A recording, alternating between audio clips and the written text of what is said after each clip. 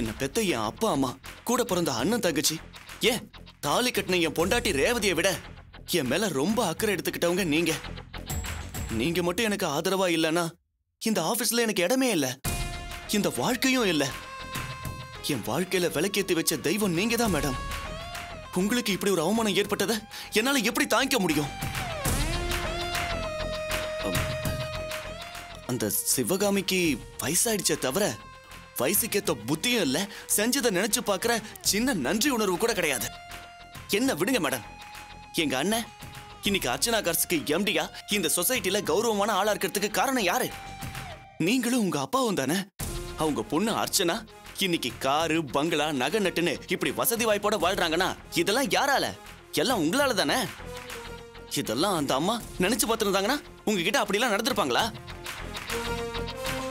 கல்யாண மண்டபத்துல தாலி கட்டின அடுத்த நிமிஷமே எங்க அண்ணனை தப்பா புரிஞ்சுக்கிட்டு பொண்ணை வாழ விடாம பிரிச்சு கூட்டிட்டு போன அந்த அம்மா இன்னைக்கு அவங்க பொண்ணு வாழ்க்கைக்கு நீங்க எங்க இடைஞ்சலா வந்துருவீங்களோ நினைச்சுக்கிட்டு இப்படி அசிங்கப்படுத்திருக்காங்களே.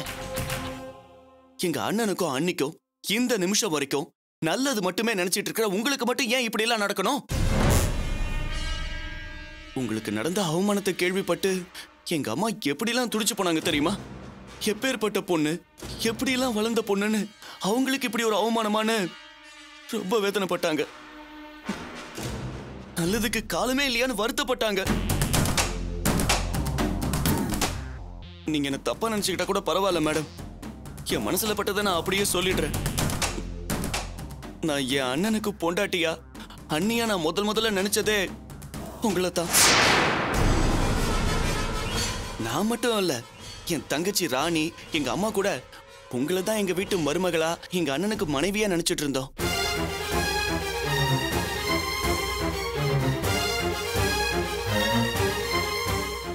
அது நடக்காம போனதுக்கு காரணம் சந்தர்ப்ப சூழ்நிலை தான். எங்க அண்ணன் ஒத்துக்காதனால தானே அர்ச்சனா எங்க வீட்டுக்கு மருமகளா வந்தாங்க. அவங்க இல்லாம நீங்களே எங்க அண்ணனுக்கு மனைவியா இருந்திருந்தா எவ்வளவு நல்லா இருந்திருக்கும்.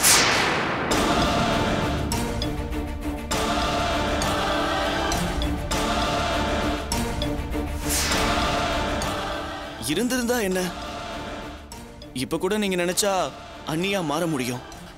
அப்படி மாறினா அதை பார்த்து சந்தோஷப்படுறதுக்கு நான் என் அம்மா எல்லாரும் இருக்கோம் மேடம். வாசு, என்ன நேரத்துல என்ன பேசுறீங்க? பின்ன என்ன மேடம், செய்யாத ஒரு தப்புக்காக அநியாயமா பழி சுமந்து அசிங்கப்படுறதை விட அதுக்கு செஞ்சுட்டே பழிய சுமக்கலாமே. வாசு சும்மா இருங்க. ஏதோ நான் அவமானப்பட்டுட்டேங்கிற ஆத்திரத்துல கண்டபடி உளராதீங்க. நான் ஒன்னும் உளரல மேடம், உண்மையா தான் சொன்னேன். எங்க அண்ணனுக்கு நீங்க தான் 100% பொருத்தமா இருப்பீங்க. அர்ச்சனால வேஸ்ட் மேடம். உங்க குடும்ப வாழ்க்கை கெட்டு போனதுக்கு காரணம் யாரு? எங்க அண்ணன் தானே. அப்ப அவரோடவே ஒரு நல்ல வாழ்க்கையை அமைச்சிக்கிறது தானே நியாயம். சொல்லுங்க. நீங்க சொல்றது கரெக்ட் தான். ஆனா அர்ச்சனா பாவத்தை யாரு சுமக்கிறது? அது தப்பு இல்ல? தப்பே இல்ல மேடம். உங்க அப்பா தப்பா புரிஞ்சுக்கிட்டு உயிரை விட்டாரே, அந்த பாவத்தை யார் சுமக்கிறது? ஊர் கூடி நின்னு வேடிக்கை பார்க்க நீங்க அவமானப்பட்டீங்களே, அந்த பாவத்தை யார் சுமக்கிறது? அம்மா செஞ்ச பாவத்தை பொண்ணுதான் சுமந்து ஆகணும். அர்ச்சனா ஒண்ணும் பெரிய யோகிய சிகாமணி கிடையாது. அவங்க அம்மா மாதிரியே பச்சை சுயநலவாதி. வசதி வாய்ப்பு வந்ததும் அதெல்லாம் நாங்க அனுபவிச்சிடக்கூடாதுன்னு திட்டம் போட்டு எங்களை விரட்டி அடிச்சிட்டாங்க. என் விஷயத்துல தானே நீங்க பண்ண தியாகத்தெல்லாம் மறந்துட்டு நான் முக்கியமா இல்ல நந்தினி முக்கியமானு உங்ககிட்டே ஈகோ பார்த்தாங்க. அதுல கொடுத்த நெருக்கடியில தானே எங்க அண்ணா ஆந்திரா போய் மீண்டு வந்தாரு. ஒன்னு சொல்றேன் மேடம், சிவகாமி வேற அர்ச்சனா வேறலாம் இல்ல. சிவகாமி மாதிரியே கற்பனையான சந்தேகம் அர்ச்சனாவுக்கும் இருந்திருக்கு. ஆனா அண்ணன் மறுபடியும் ஏதாவது தப்பான முடிவுக்கு போயிடக்கூடாதுங்கிற பயத்துல தான் உங்ககிட்ட பிரியமா இருக்கிற மாதிரி நடிச்சுக்கிட்டு இருக்காங்க. அன்னைக்கு துக்கம் விசாரிக்க வந்த இடத்துல அந்த சந்தேகம் லைட்டா எட்டி பார்த்துச்சு. ஆனா சாமர்த்தியமா கடைசியில சந்தேகம் இல்லைன்னு சொல்லிட்டு போயிட்டாங்க. எனக்கு என்னவோ அர்ச்சனாவுக்கும் அவங்க அம்மாவுக்கும் பேச்சுவார்த்தை இருக்குமோன்னு சந்தேகமா இருக்கு. உங்களை தொடப்பத்தால அடிச்சதுல கூட அர்ச்சனாவுக்கும் பங்கு இருக்குன்னு தான் தோணுது.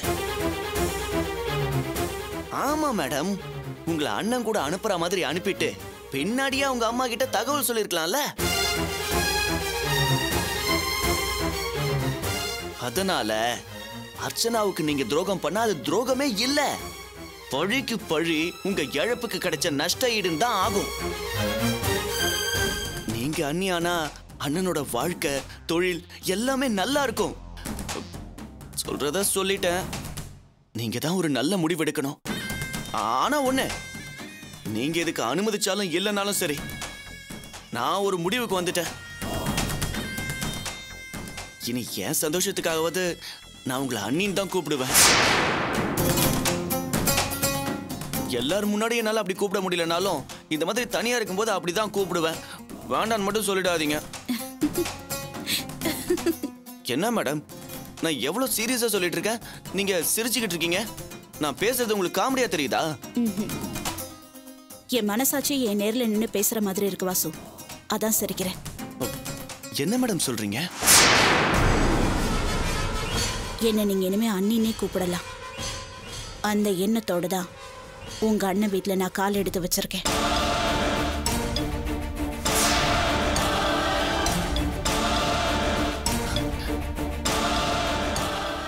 செய்யாத தப்புக்காக அன்னைக்கு என் குடும்ப வாழ்க்கையை இழந்தேன். இப்ப என் அப்பாவை இழந்திருக்கேன். தன்மானத்தையும் இழந்துட்டேன். இனிமே இழக்கிறதுக்கு என்கிட்ட என்ன இருக்கு? உயிரை தவிர.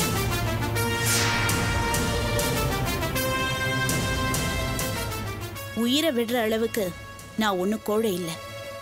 அதான் எதுக்கும் துணிஞ்சிட்டேன்.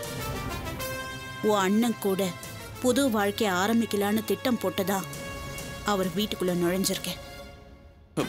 மேடம், நிஜமாதான் சொல்றீங்களா? நிஜம்தான் வாசு.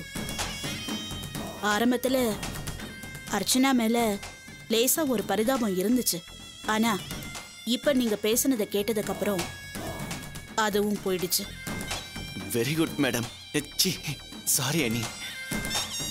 இதை என் அம்மா கிட்ட சொன்னா அவங்க கூட என்ன மாதிரி ரொம்ப சந்தோஷப்படுவாங்க.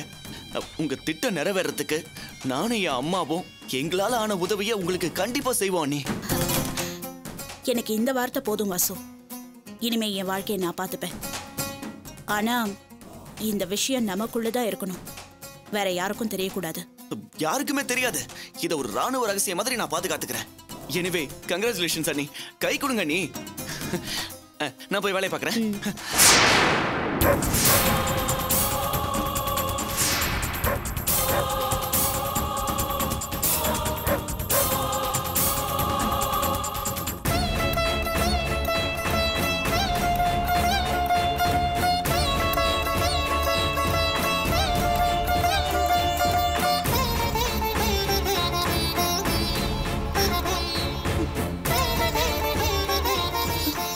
மாப்பிள்ள சொன்ன மாதிரியே நந்தினியை வீட்டுக்கு கூட்டிட்டு போயிட்டாரு.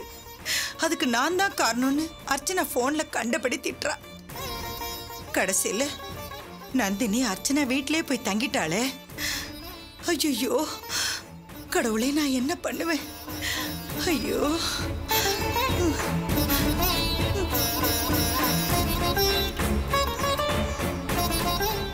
அர்ச்சனா வாழ்க்கை நல்லா இருக்கணும். என்னால ஏற்பட்ட பிரச்சனையை நானே தீர்க்கிறேன்.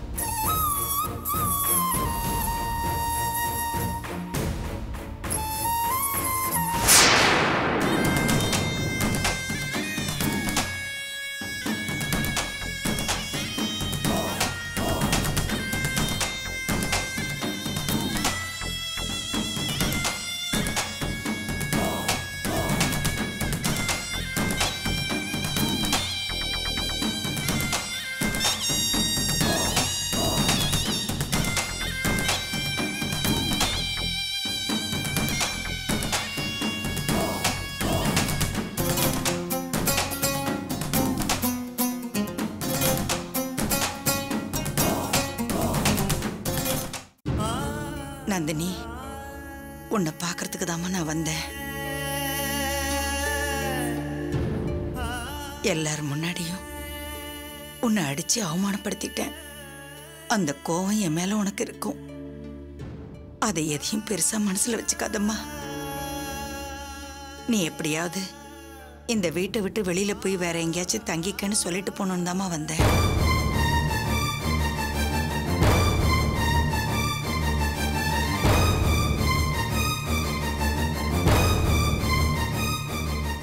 நீ ஒன்றும் வெறுங்கையோட போக வேண்டாமா. நான் வீட்டில் வச்சிருந்த கொஞ்சம் நகையும் வீட்டு பத்திரமும் இதில் வச்சிருக்கேன். இது எல்லாமே நான் உனக்கு செஞ்ச பாவத்துக்கு பரிகாரமா இருக்கட்டும். இதை வாங்கிக்கிட்டு தயவு செஞ்சு இந்த வீட்டை விட்டு போயிடுமா.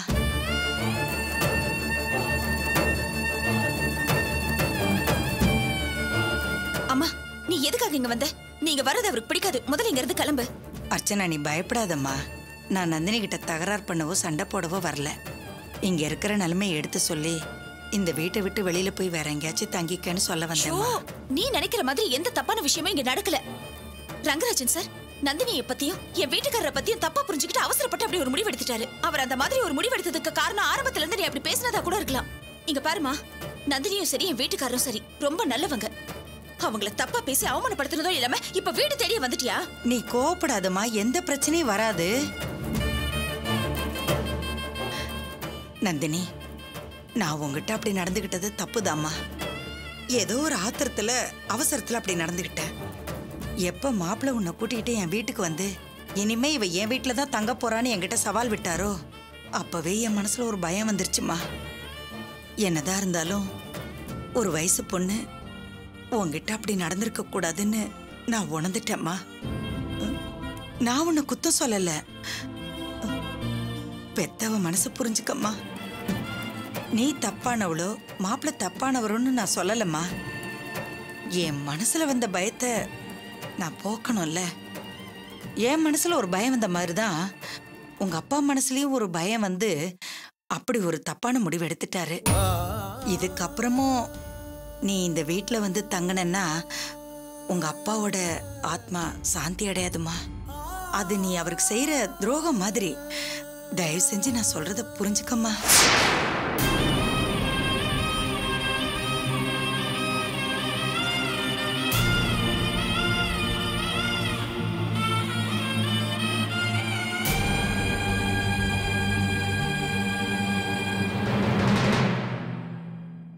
நந்தினி, உனக்குன்னு ஒரு வாழ்க்கையை ஏற்படுத்திக்கிட்டு நீ தனியா போய் இருக்கிறதாமா எல்லாருக்கும் நல்லது.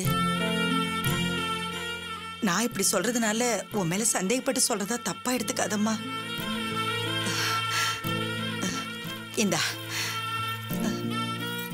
இந்தாம்மா, இந்த நகை வீட்டு பத்திரம் இது எல்லாமே என் வீட்டுல இருக்கவங்க யாருக்கும் தெரியாம தான் எடுத்துட்டு வந்தேன். இனிமே இது எல்லாமே உனக்கு தான். இது எல்லாத்தையும் வச்சுக்கிட்டு என் பொண்ணு வாழ்க்கையில குறுக்கிடாம இந்த வீட்டை விட்டு போயிடுமா.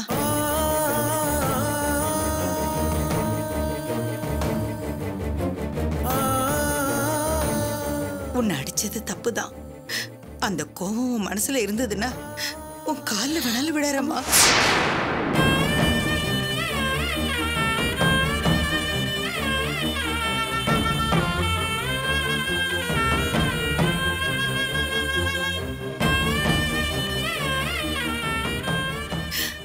தயவு செஞ்சு இங்க இருந்து போயிடுமா.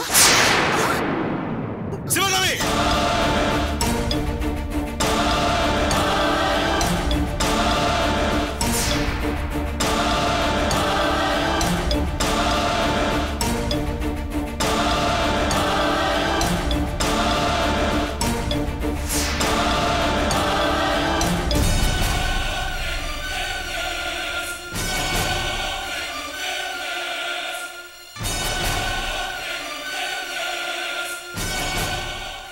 எதுக்காக இங்க வந்த? உன்னை யார் இங்க வர சொன்னது? உனக்கு ஒரு தடவை சொன்ன பத்தாது, சோத்துல உப்பு தானே போட்டு திட்டுற. முதல்ல இங்க வெளில போ. மாப்பிள்ள, நான் அப்படி நடந்துகிட்டதுக்கு மன்னிப்பு கேட்க தான் வந்தேன். எந்த பிரச்சனையும் பண்ண வரல மாப்பிள்ள. எப்படியாவது நந்தினி கிட்ட கெஞ்சி கூத்தாடியாவது இந்த வீட்டை விட்டு வெளியில போக சொல்லலான்னு தான் வந்தேன். நந்தினி இந்த வீட்டை விட்டு வெளில அனுப்புறதுக்கு நீ யாரு?